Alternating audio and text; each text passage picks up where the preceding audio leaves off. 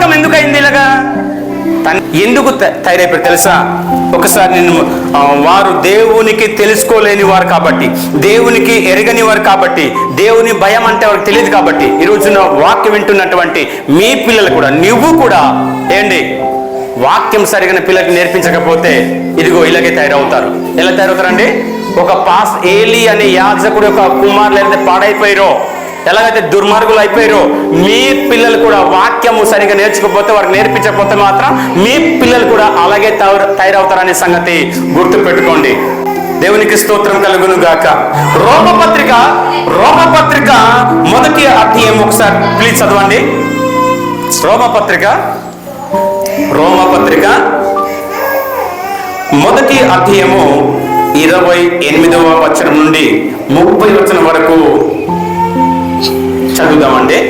మరియు వారు తమ మనస్సులో దేవునికి చోటియ్య నొల్లకపోయి. చాలండి. ఏంటి? వారు తమ మనస్సులో దేవునికి చోటియ్య నొల్లకపోయి. అందుకే వీళ్ళకి దుర్మార్గ బుద్ధులు వచ్చింది, పాడు బుద్ధులు వచ్చింది. రోమపత్రిక మొదటి అధ్యాయము 28వ వచనం. ఏంటి?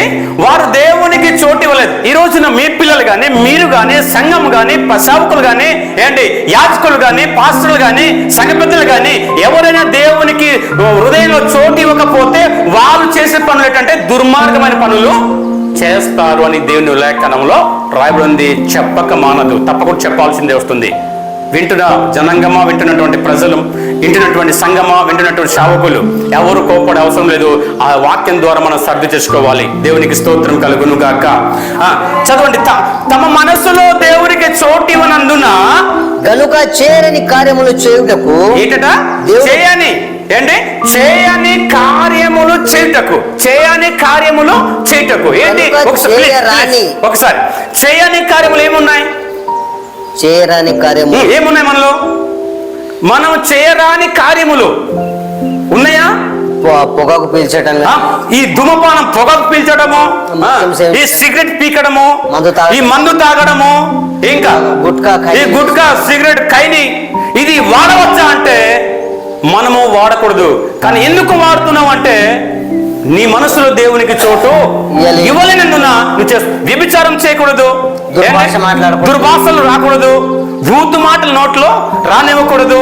అదంతా ఎవరు మాట్లాడతారంటే మనసులో హృదయంలో దేవునికి చోటు ఇవ్వని వారు చేసే దుర్మార్గమైన పనులది వాక్యం అదే చెలవిస్తుంది. ఆమేన్. ఇంకా చదువుతారమా? అట్టివారు సమస్తమైన దుర్నీతి చేతను దుష్టత్వము చేతను లోభము చేతను ఈర్ష్య చేతను నిండుకొని మత్సరము నరహత్య కలహము కపటము వైరమును వాటితో నిండిన వారై కొండెగాండ్రును అపవాదకులను దేవద్వేషులను హింసకులను అహంకారులను వింకములాడు వారును చెడ్డ వాటిని కల్పించువారును తల్లిదండ్రులకు అవిధేయులను విధేయత చూపని వారు, గౌరవం చూపని వారు, అవివేకులు మాట తప్పువారును. వీళ్ళెవరటండి? మాట తప్పువారు, అనురాగ రహితులు నిర్దోయులు ఉన్నారు. చూడండి, ఇక్కడ వాక్యం మనకు సౌటిగా చెప్తా ఉంది. ఏంటండి? చెడ్డ కార్యములు చేస్తారు వీళ్ళు. ఎవరైతే దేవుని మనసులో మన మనసులో దేవునికి చోటివని వారు, మన మనసులో దేవునికి చోటివని వారు చెడ్డ కార్యములు చేస్తారు. రెండోది ఏంటి? భ్రష్ట మనసు వాళ్ళకి కలుగుతుందట. ఏ మనసు అట? భ్రష్ట. చెడిపోతారట. చెడిపోయిన మనసు. ఎందుకంటే హృదయంలో దేవునికి చోటు ఇవ్వకపోతే అదే గతి పడుతుంది. ఓకే, ఇంక ముందుకు వెళ్దాం. దుర్నీతి పని చేస్తారు. నీతి ఉంది,